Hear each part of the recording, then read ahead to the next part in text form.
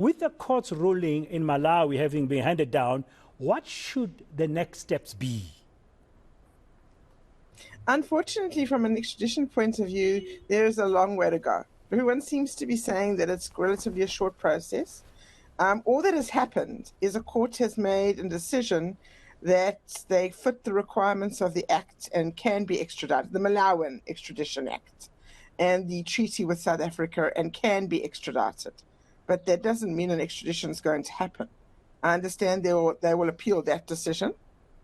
And once the appeal in this decision is heard, there's still an executive to make a decision as to whether or not extradition will happen. And they can still make representations to the executive, and then they can review that decision. So it seems to be a long way off before anyone can say they will be extradited. Okay, the Malawian process mirrors the South African ones quite a bit. Okay, so the next possible step would be an appeal, which would then lead to the Yes. other processes following through, delaying this case going forward. Well, once the appeal is heard, it depends who's going to win this appeal. So there's a lot to be argued on the appeal.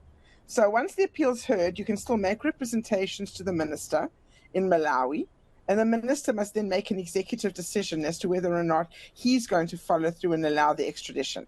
And then that decision can be reviewed, and then that decision can be appealed. So it's not a cut and dry decision.